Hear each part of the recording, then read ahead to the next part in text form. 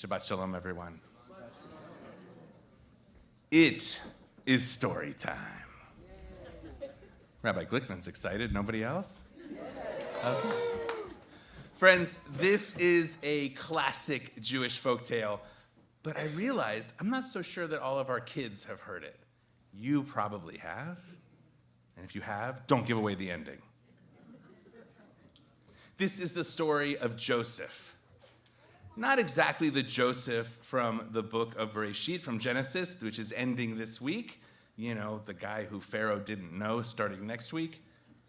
But Joseph the tailor. Joseph was a really good tailor. He paid extra attention to all of the clothing that he worked on for everybody who came into his shop. But Joseph, he didn't really take care of his own clothing too well, except for one really long, really big, bright, beautiful, handmade coat.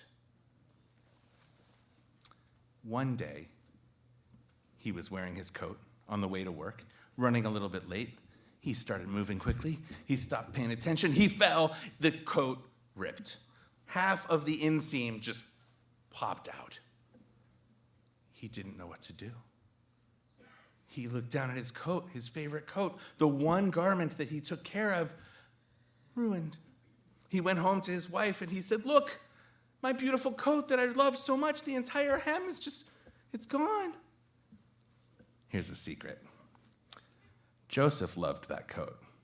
Joseph's wife, not so much. She kind of couldn't stand it. She said, "Oh, good, it's ripped. Throw it away." I'm a tailor. I can't just throw it out. That's not how this works. Joseph stayed up all night cutting and snipping and sewing and stitching, and from this long, big, flowing, floor-length coat, he made a smaller, waist-high, nice jacket. He really liked his jacket. He wore it all around town. He wore it to work. He wore it to the butcher's. He really appreciated his jacket. One day, he was wearing it at home. And there they are in the kitchen, him and his wife, and she says, "Honey, could you get something off the top shelf?" And Joseph reaches up. The entire armpit just rips open. What is he going to do? The wife says, "Oh, good, throw it out." Joseph says, "I'm a tailor. I can't just throw it out." And he starts cutting and snipping and stitching and sewing, and he stays up all night. And what does he do with his amazing jacket? He turns it into a vest. A beautiful vest. And he loves his vest. He's so proud of his vest. He's walking around town. "Like my vest? Don't I look like Tevye?" He's very proud of his vest. He's having a great time with it. He wears it all the time. In the morning, at night. To his wife's dismay, he sleeps in it a bunch. It becomes worn out, ratty, just falling apart. And one day, Joseph, the tailor, looks in the mirror and he looks at his vest and says, "Ugh, it's no longer a lovely vest." His wife says, "Yeah, trash." He says, "I'm a tailor. Can't just throw it out."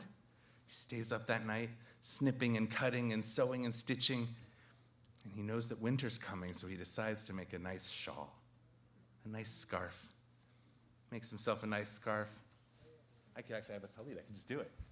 There it is.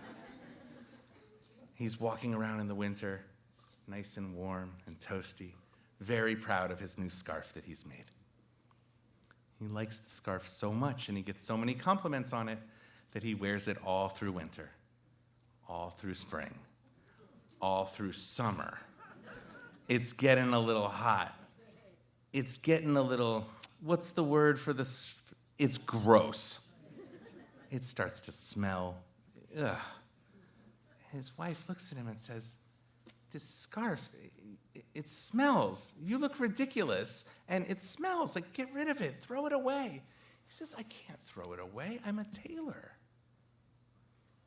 He stays up all night, cutting and snipping, sewing and stitching. Good, you've been paying attention. Good. And what does he do? Turns it into a necktie, a fancy necktie. He doesn't wear this one quite so much because, you can't wear a tie every day for everything, especially in Sarasota. Joseph doesn't live here, though. And he's at a wedding, his favorite place to wear a tie. He's at a wedding, and he's having such a great time that he's not paying attention, and before you know it, mashed potatoes and gravy, chicken, and wedding cake all over the tie. His wife looks at him and says, "You schlub. You've ruined your tie. You gotta throw it out." He says, "I'm not throwing out my tie. I'm a tailor." He stays up all night, sewing and stitching and cutting and snipping, turns it into a handkerchief, a sweet handkerchief. The lovely colors of this coat that he had made, the same fabric goes well with all of his other clothing, and he wears it around town, this little pocket handkerchief, and, well, winter has come again, and, well, Joseph has gotten a little bit of a cold. He starts blowing his nose.